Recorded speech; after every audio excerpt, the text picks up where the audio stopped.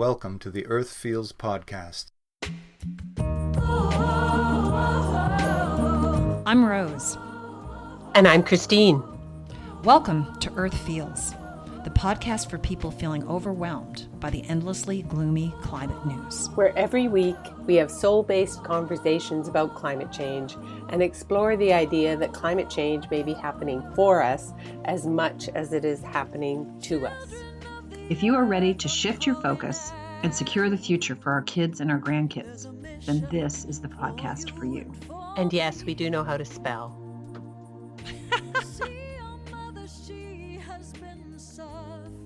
Hello, Rose here. On today's episode of Best in Climate, I will be reading from Daniel Christian Wall's excellent treatise, Beyond Sustainability, We Are Living in the Century of Regeneration.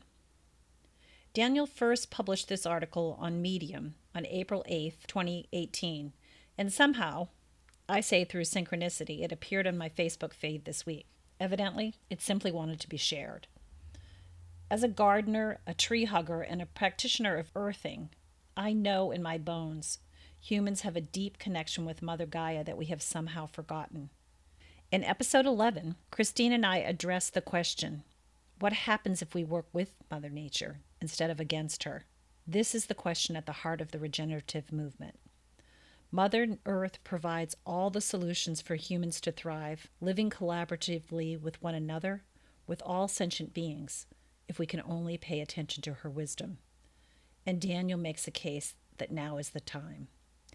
Daniel's credentials are impressive. He works internationally as a consultant and educator in regenerative whole systems design and transformative innovation.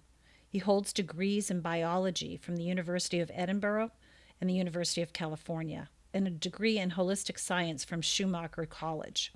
His 2016 doctoral thesis from the University of Dundee was on design for human and planetary health. He was director of Feinhorn College between 2007 and 2010, and is a member of the International Futures Forum, a Feinhorn Foundation Fellow, and a member of the Evolutionary Leaders Circle. He sits on the Advisory Council of the Ojai Foundation and the Ecosystem Restoration Camps Foundation. His most recent book, Designing Regenerative Cultures, was published by Triarchy Press in the UK in May of 2016. It has already gained international acclaim, and his blog on Medium has a large international readership. Again, this essay was published on Medium in April of 2018, and now I would love to read this for you. Again, the title of Daniel's most excellent article is Beyond Sustainability, We Are Living in the Century of Regeneration. And Daniel opens his essay with a quote from John Liu. Valuing ecosystem function higher than material things is the paradigm shift that determines whether we understand the meaning of our lives and survive, or whether we remain ignorant and selfish and destroy our own habitat trying to gain more wealth or more power. If we reach this level of understanding, not only can everyone live on the earth, but the natural systems of earth can reach their optimal ability to sustain life. John Liu, 2016. And then Daniel continues. There are some practitioners who work on sustainability with a regenerative development mindset. The reason why I would say it is time to move beyond sustainability is twofold. On the one hand, the term itself has been co-opted, and some people now call their company sustainable because it has sustained growth and profits for a number of years in a row. The term sustainability begs us to explain what it is we are trying to sustain. The term regenerative development, on the other hand, carries within it a clear aim of regenerating the health and vitality of the nested, scale-linking systems we participate in. At a basic level, regeneration also communicates not to use resources that cannot be regenerated, nor to use any resources faster than they can be regenerated. Development in this context is co-evolving mutuality from the Regenerist group. So biological and cultural evolutionary development, not in the sense of economic development only. The second reason is that I believe we need a reframe that honors the importance of getting to, quote, sustainable, unquote, while opening the possibility to deepen our practice and go beyond merely being sustainable to actually regenerating the damage humanity has wreaked on the planet since the dawn of agriculture, city-states, and empires. You can think of the path towards regenerative development as a spectrum that includes and transcends sustainability. I first came across this in an article by my friend Bill Reed entitled Shifting Our Mental Models from 2006.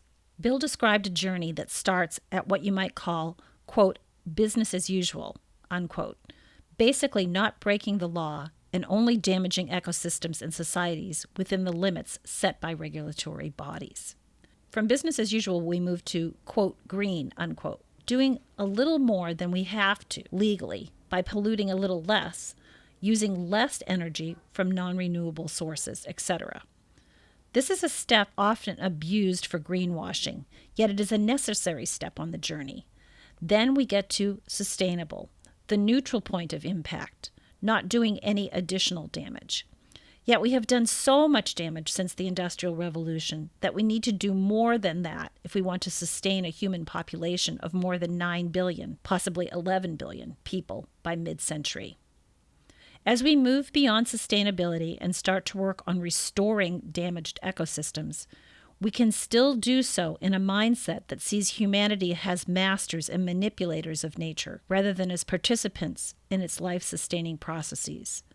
This engineering mindset to restoration can create projects that restore forests or ecosystems at first, but do so in ways that are not systemic and integrative, and hence these efforts and their effects might only be short-lived or result in unexpected and negative side effects. If large-scale restoration projects fail to emerge out of, or at least be deeply grounded in careful adaptation to the biocultural uniqueness of places, they might deliver short-term successes, but fail to create enough meaning to motivate long-term participation. Regenerative development reveals the latent potential of a place by connecting the system to itself and the scale-linking context it is nested in. Part of this weaving of connections is about multi-stakeholder dialogue or reconciliation of different perspectives at a higher systemic level in ways that create win-win-win solutions for all life in that place.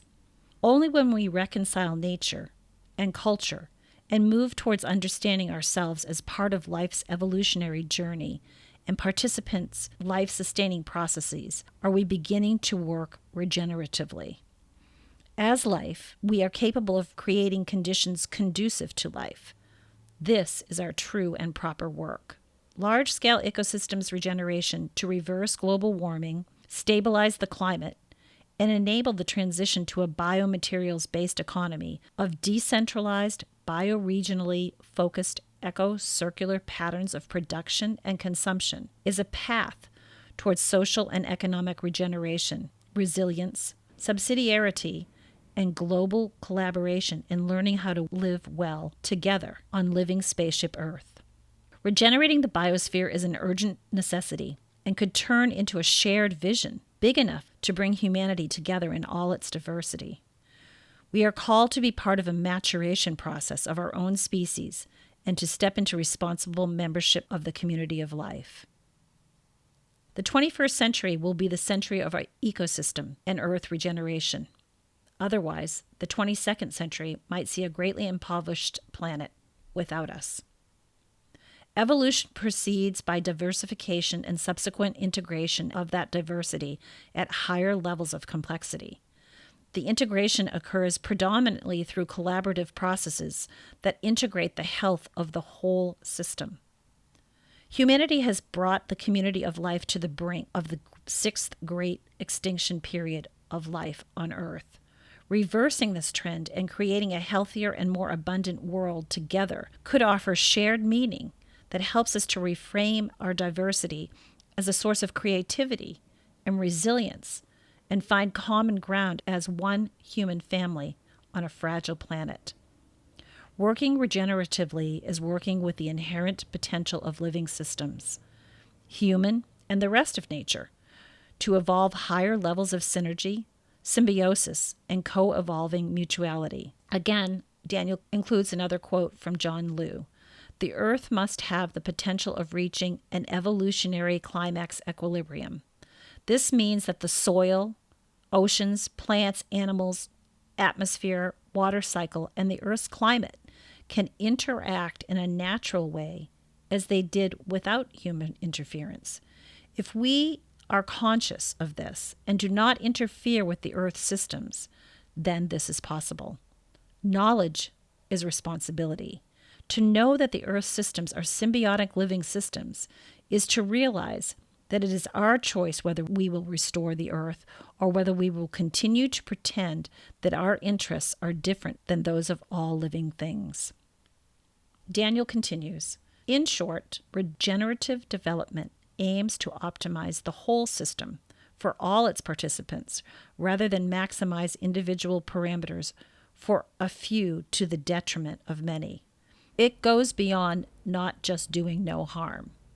By regenerating healthy ecosystem functions, topsoils, forests, and waterways, while also regenerating social cohesion and global solidarity, and nurturing thriving communities and regional economies in a global collaboration. It is time to play your part in this work of civilizational importance. Let us come together for the healing of the earth and her people. Let us ensure that the current epoch, as we transition from the age of empire into the planetary era, will be remembered as the century of regeneration. Pretty impressive. I'll post the article itself so that you can read it. And there's some great before and after pictures of areas of the world that have been almost destroyed and then brought back by regeneration. There's a video and a couple of diagrams that you will also find interesting. So again, I will post the link to this article by Daniel that originally was published in April of 2018. Thanks, Daniel, for your genius. And thanks to you, dear listener, for listening. See you next time.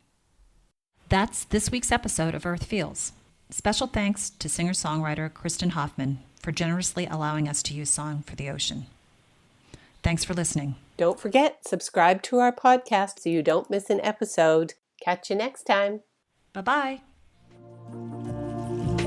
Children of the earth, I'm calling out. There's a mission for you and for me.